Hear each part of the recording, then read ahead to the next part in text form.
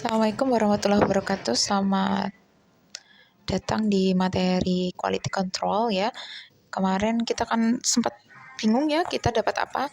Jadi fixnya adalah quality control mikrobiologi ya. Jadi pemeriksaan mikrobiologi di laboratorium mikrobiologi, kalian sudah tahu ya. Laboratorium mikrobiologi itu laboratorium yang fungsi utamanya adalah melakukan pemeriksaan atau melakukan penelitian ya mengenai mikroba ya. Mikroba itu adalah makhluk hidup renik. Renik itu perlu untuk bisa melihatnya ya. Jadi golongan mikroba tersebut itu contohnya adalah virus, bakteri ya, jamur, kemudian parasit dan masih banyak lagi ya. Kemudian jadi pemeriksaan mikrobiologi ini merupakan sarana diagnostik yang penting ya Kak untuk menentukan sebenarnya mikroba apa yang menginfeksi, karena untuk melihat gejala-gejala rata-rata sama, sakit perut, pusing, demam dan seterusnya. Tapi penyebabnya apa? Nah, melalui pemeriksaan laboratoris ya, tapi juga tidak mengesampingkan anamnesis. Nah, itu disatukan ya nanti radiologi dan lain-lain untuk mendiagnosa infeksi apa yang, apakah itu penyakit yang disebabkan karena sindrom atau kelainan kromosom atau karena mikroba ya, artinya dia adalah infeksi dan seterusnya. Nah, mikrobiologi ini adalah sarana diagnostik yang penting ya, salah satunya. Nah, hal tersebut tercapai bila cara memilih dan mengambil, menyimpan serta mengirim bahan pemeriksaan itu benar ya. Jadi sangat diperhatikan sekali pre-analitiknya. Kalian kan harus tahu ya, di dunia TLM itu yang paling penting adalah pre-analitik, analitik dan post-analitik. Jadi untuk pengambilan sampel itu adalah pre-analitik, pemeriksaannya adalah analitik, penyampaian hasilnya adalah post-analitik. Salah satu agar cara pemeriksaan mikrobiologi ini bisa diandalkan ya, itu harus terjamin dulu mutunya ya, baik secara internal maupun eksternal. Nah, dalam beberapa tahun belakang ini standar mutu bagi barang atau jasa itu sangat diperlukan di masyarakat ya. Kayak kalian tahu kasus kosmetik atau skincare ya, tanpa adanya quality control ya, maka akan ada hal-hal yang tidak diharapkan ya. Contohnya adanya kandungan-kandungan yang tidak sesuai dan seterusnya ya. Ini terutama selain di dunia laboratorium kesehatan, juga di laboratorium industri dan makanan ya, termasuk ini barang dan jasa. Nah, jasa pun ada standarnya ya. Jadi makanya dibentuklah suatu standar mutu supaya semua itu sama ya, supaya kualitasnya sama seperti itu. Salah satu standar laboratorium ISO ya, laboratorium itu ada ISO 17025 tahun 2005 ya. Itu nama ISO-nya Kak. Tuntutan informasi teknis dari setiap produk diperdagangkan menuntut laboratorium penguji untuk meningkatkan kompetensi ya. Jadi intinya yang harus diperhatikan adalah kompetensi dan kepercayaan terhadap hasil lab itu tadi, lab uji ya. Jadi kompetensi dari kalian dan juga hasilnya yang kalian berkompeten tapi hasilnya tidak pada waktu itu tidak sesuai. Nah, itu tidak bisa sesuai dengan standar, artinya dia tidak sesuai standar ya. Pada laboratorium klinik, sistem kontrol kualitas merupakan salah satu tahapan yang harus dilakukan ya. Tidak hanya laboratorium klinik, tadi sudah saya sampaikan, di laboratorium makanan dan seterusnya. Selanjutnya, definisi dari pemantapan mutu ya. Jadi pemantapan mutu atau quality control itu adalah upaya untuk mengukuhkan hasil dalam mengidentifikasi, memantau, menilai, dan memperbaiki praktek yang terkait perawatan kesehatan ya. Jadi karena ini fokusnya pada dunia kesehatan, jadi apapun tentang kesehatan. Nah, karena kita bicara tentang mikrobiologi, artinya kita upaya mengukuhkan hasil dari identifikasi, memantau, dan menilai dari praktek yang terkait dengan mikrobiologi ya. Jadi seperti itu. Pemeriksaan pemantapan mutu mikrobiologi berbeda ya di setiap lab yang lain seperti lab kimia maupun hematologi. Jadi sama namanya, namun caranya sangat berbeda, tahap-tahapnya berbeda, standarnya pun juga berbeda ya, karena pembanding. Nah, ini alasannya ya, karena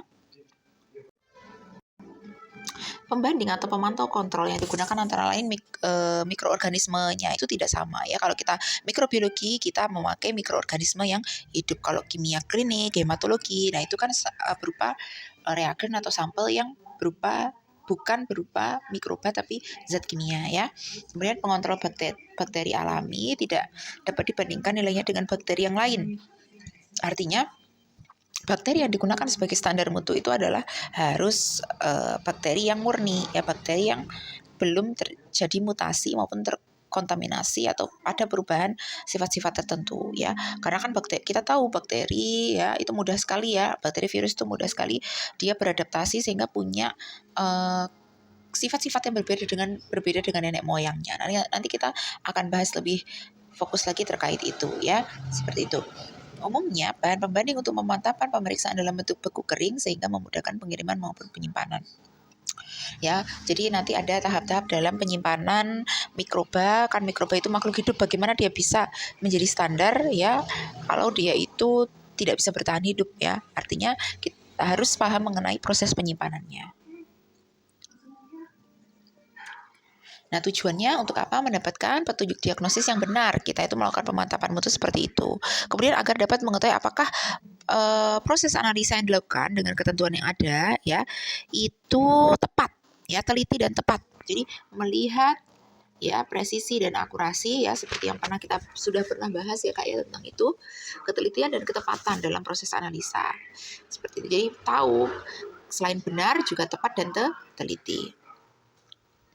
Nah, cara pengendalian quality control atau pengendalian mutu salah satunya dilakukan oleh kalau kita ya oleh balai laboratorium ya yang mengadakan quality control ya. Jadi ada balai laboratorium kesehatan, yaitu kalau di kita nih ya ada tidak hanya TLM saja, itu di Surabaya ada namanya BPLK. Di situ ada beberapa lab Kak, ada toksikologi dan lab-lab TLM yang lain ya, termasuk laboratorium laboratorium obat dan seterusnya. Jadi dia adalah induk dari lab-lab yang ada di luar ya. Nah, kemudian ada dua jenis quality control, ada internal dan eksternal. Ya, internal itu apa, eksternal itu apa ya. Jadi yang pertama adalah eksternal dulu. Ya, kalau eksternal itu adalah mengacu ke rangkaian tata cara yang menjadi tanggung jawab staf guna memantau secara berkelanjutan dan dapat membantu. Jadi intinya gini Kak, hasil laboratorium dan juga standar-standarnya itu dicek ya oleh konsumen ya, oleh orang luar, artinya orang di luar lab tersebut, konsumen, dokter, rumah sakit, dan masyarakat. Ya, jadi dari laporan-laporan tersebut itu merupakan quality control eksternal. Nah, ada lagi badan yang melakukan pemeriksaan pengendalian mutu, seperti kita di kampus kita kemarin melakukan akreditasi, itu artinya penjaminan mutu eksternal. Jadi penjaminan mutu tidak hanya di dunia lab ya, pendidikan itu juga ada ya, melakukan standarisasi seperti akreditasi dan seterusnya, itu untuk memantau kualitas ya, seperti itu. Nah, badan yang melakukan pengendalian mutu secara eksternal itu adalah orang dari luar laboratorium tersebut ya. Misal kamu punya lab namanya lab Astio, laboratorium Astio sehat. Nah, itu nantinya akan dilakukan pengendalian mutu oleh BPLK tadi, lab ya pusat induk itu di Surabaya, ngecek laboratorium di kalian apakah baik sesuai standar dan seterusnya ya. Nah, tadi saya singgung, salah satu cara metode untuk menjamin mutu eksternal adalah dengan akreditasi ya. Akreditasi itu nanti akan memantau dari sumber daya, sumber teknologi ya, kemudian hasil pengujian yang bermutu dan seterusnya ya. Jadi akreditasi itu juga dilakukan oleh laboratorium Kak ya. Nah, badan akreditasi itu dilakukan oleh secara nasional maupun secara swasta ya. Jadi badan yang mengecek itu tidak hanya dari negeri tapi juga dari swasta ya Kak ya, seperti itu. Ini ada salah satu sertifikat akreditasi ya, sertifikat akreditasi yang dilakukan oleh Komite Akreditasi Nasional, yaitu KAN ya.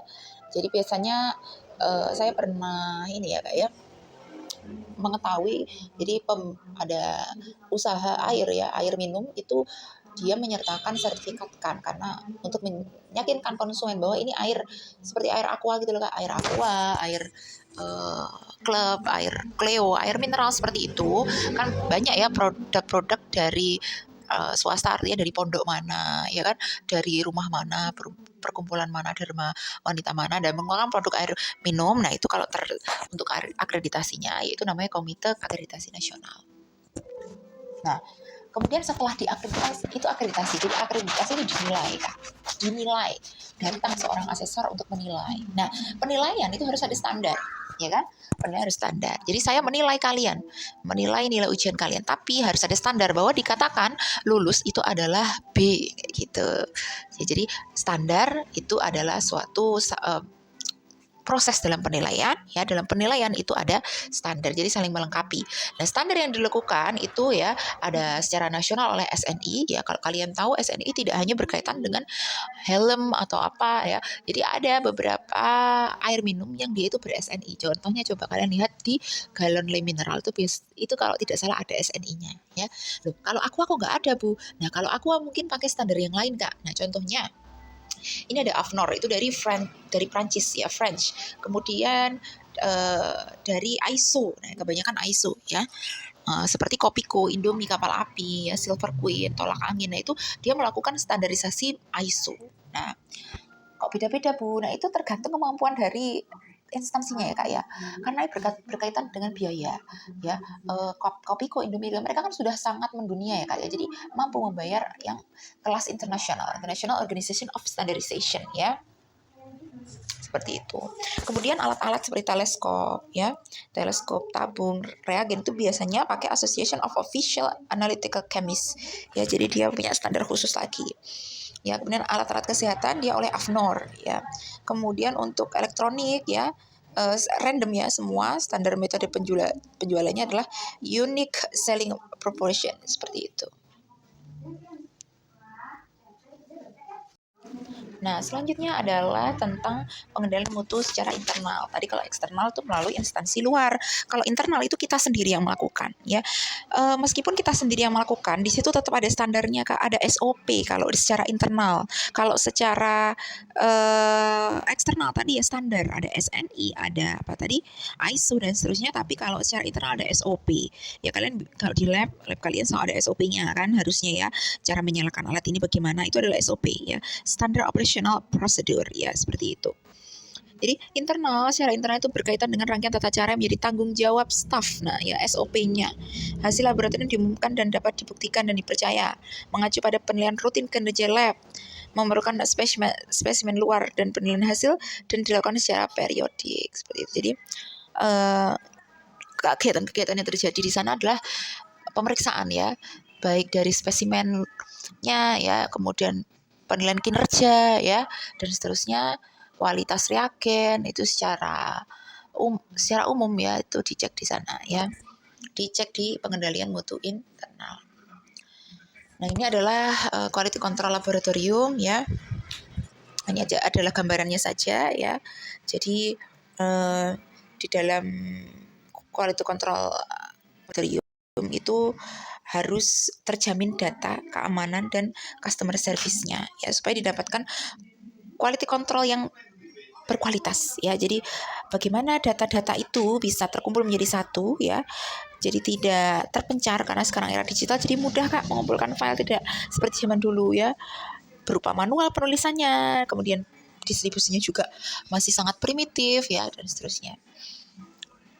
Nah, jadi dari quality control itu harus terjamin dari pre-analytic atau pre-examination ya, kemudian examination dan post-examination ya, pre-analytic, analytic, dan post-analytic. Alhamdulillah, sekian, terima kasih. Kita lanjutkan materi selanjutnya minggu depan. Terima kasih.